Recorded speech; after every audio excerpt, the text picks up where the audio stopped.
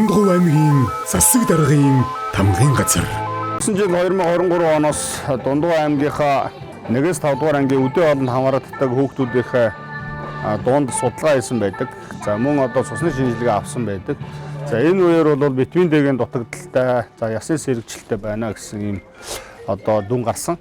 За үүн дээрээ шалтгаалаад бид нар энэ хүүхдүүдийнхээ одоо эрүүл мэндийн төлөө ер нь одоо ирээдүйн эрүүл зөв хүн одоо болж төлөвшөхөд одоо шаардлагатай энэ амин дэмийн дутагдлыг нөхөх зөв иргэн болж одоо төлөвшөхөд бол бид нар хамгийн түрүүнд хийж чадах ажил бол одоо сүүгээр дамжуулан энэ одоо кальц амин дэмийн дутагдлыг нөхөх болцоотой байна гэж ингэж үзээд 2023 оны 9-р сарын 1-ний өдрөөс эхлээд Дундгов аймгийн 1-5 дугаар ангийн бүх хүүхдүүдэд жилийн 5 өдрийн 3 өдөрт нь бол бид нар сүү өгдөг болсон. За сургуулийн хүүхдүүдэд бол 120 г орчим сүү өгч байгаа. 2024 онд бид нар энэ хүүхэд гэр бүлийн хөгжил хамгааллын жил болгон зарласантай холбогдуулаад цэцэрлэгийн хүүхдүүдэд мөн 7 хоногийн 3 өдөр сүү өгдөг болж байна. За энэ нь бол 4 сарын 1-ээс эхлээд одоо энэ 4-5 дугаар сард 2 сар ямар ч хэлсэн аймгийн засаг дарга, сумын засаг дарга, за тэгээд эцэг эхчүүдээс хамтарч энэхүү одоо хөтөлбөрөө бол мэдээж хэрэгжүүлнэ. За тэгээд 9 сарын 1-ээс ингээд бүх цэцэрлэгүүдэд ингээд тогтмол ингээд сүүгээ өгөө явдаг.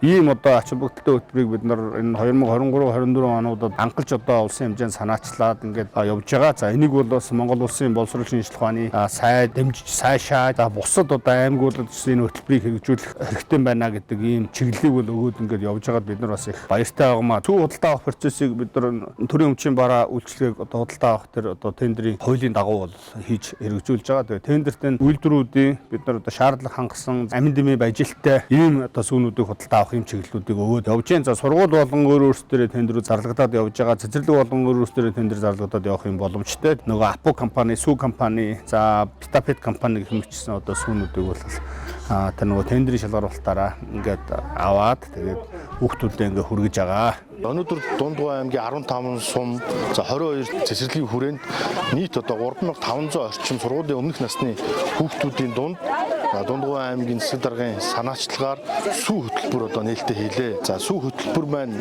хэрэгжих болсон үндсэн шалтгаан бол JICA олон улсын байгууллагатай Дундгов аймаг одоо оюун иргэдийн зохицол бүс сургууль болон мандат сургуультай хамтарч одоо хүүхдийн өдийн хоолны одоо цэс болон өдийн хоолыг сайжруулах төсөл төр хамтарч ажиллаж байгаа. За энэ төслийн хүрээнд Дундгов аймгаас 2-3 удаагийн баг одоо Япон улсад очиж туршлага судалсны үндсэн дээрээс энэхүү сүү хөтөлбөр болон Дундгов аймгийн хүүхдийн өдийн хоолны хөтөлбөртэй холбоотой үйл ажиллагаанууд маань эрчимжиж одоо сүүлийн жилүүдэд хэрэгжиж байна. Цаашдаа энэхүү хөтөлбөрийг хамтран хэрэгжүүлж байгаа сумын засаг дарга нар болон талархан хүлээж авч байгаа эцэг эхчүүд тав хүндээ маш их баярлалаа.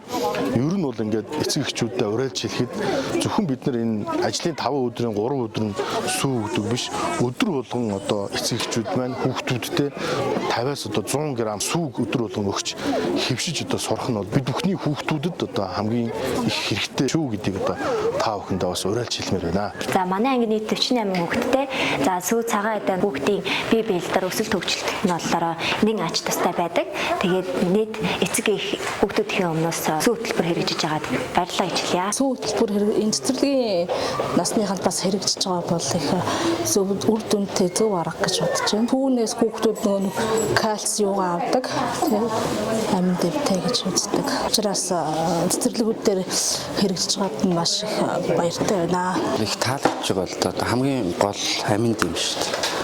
Хүүхдүүд одоо би өөрөө бас хортой нөхцөлд ажилладаг. Тэгэхээр сүү цагаан эдэг мэднэ л дээ. Тэгэхээр маш хэрэгтэй. Тэгээд бас би бол ер нь эцэг эхчүүд ер нь дэмжиж баяртай байна шүү дээ. За ингээд Дундгов аймгийн засаг дарга мөнхтийн санаачлагаар хэрэгжүүлж байгаа сүү хөтөлбөрийг бол эцэг эхчүүд дэмжиж байгаа. За энэ сүү хөтөлбөрийг дахин цаашаа үргэлжлүүлэн хэрэгжүүлээсэй гэж хүсэж байна. Дундгов аймгийн засаг даргын тамгын газар.